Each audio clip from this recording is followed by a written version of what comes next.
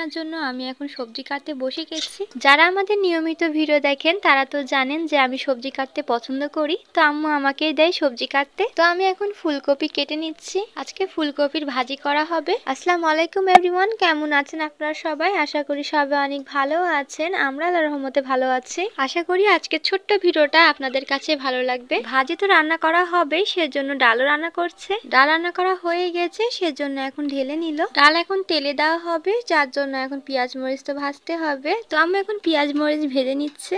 সবজিগুলো ধুয়ে রাখা হয়েছে। আম্মু ডালে 5 ফোড়ন দেয়, যার জন্য ডালের স্বাদ একটু বেশি লাগে। ডালে 5 ফোড়ন দিয়ে রান্না করলে অনেকেই ডাল খায়, আবার অনেকেই খেতে চায় না। তো আমাদের তো খেতে ভালোই লাগে, যার জন্য আম্মু করে। পেঁয়াজ মরিচ তো ভাজা হয়ে গেছে, যার জন্য এখন ডালে সব দিয়ে দিল। এখন ভাজি রান্না করা হবে, যার জন্য কড়াই আস্ত জিরা দিয়ে দেওয়া হয়েছে। তো পরিমাণ মতো তেলও দেওয়া হলো। গতদিন তো ছিম দিয়ে আলু দিয়ে ভাজি করা হয়েছিল, আজকে ছিম না, আজকে হচ্ছে ফুলকপি দিয়ে আলু দিয়ে ভাজি করা হবে। তো প্রথমে আম্মু পেঁয়াজ মরিচটা একটু ভেজে নেয়, তারপরে সবজিগুলো সব দিয়ে দিবে। আজকে সবজি কাটতে কাটতে অনেকগুলো সবজি কেটে ফেলেছি। এখন দিয়ে দিচ্ছে পরিমাণ মতো লবণ, লাগলে আরো দেওয়া হবে। লবণ কম হলে তো কোনো সমস্যা নেই, পরে আবার দেওয়া যাবে, কিন্তু লবণ বেশি হয়ে গেলেই সমস্যা। আজকের ভাজিতে একটু জিরা গুঁড়াও দিল।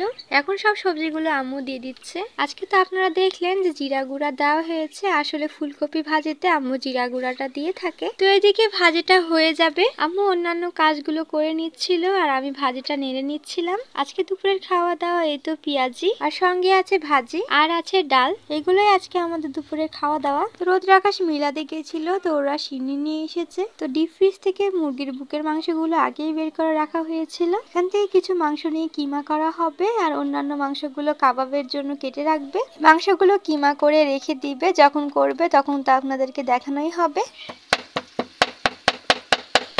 তো সবগুলো মুরগির মাংস ছোট ছোট করে পিস করা হয়ে গেছে। এখন কাবাব করার জন্য মাংসগুলো পিস করে রাখছে। আম্মু সব মুরগির মাংসগুলো কেটে ডিপে রেখে দিবে, তাতে আমাদের সুবিধা হবে, যখন খেতে ইচ্ছে করবে তখন বের করে খাওয়া যাবে। আম্মু যখন শিক কাবাব করেছিল তখন তা আপনাদেরকে দেখানো হয়েছিল, আর আপনারা ওই ভিডিওটা অনেক পছন্দ করেছেন। তো আম্মু এখন মাখিয়ে নিবে, যার জন্য এখানে আদা রসুন বাটা আর পেঁয়াজ মরিচ বাটা দিয়ে দিয়েছে।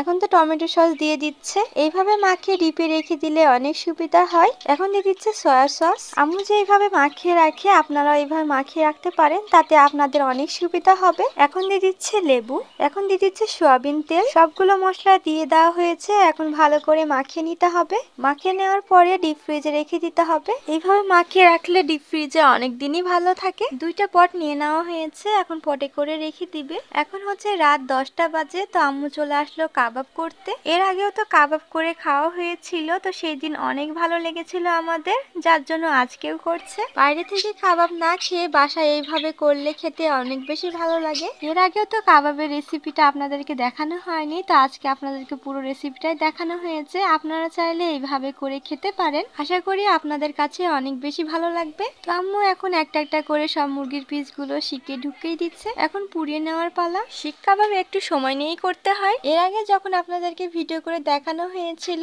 আপনারা তো দেখতে অনেক বেশি পছন্দ করেছিলেন।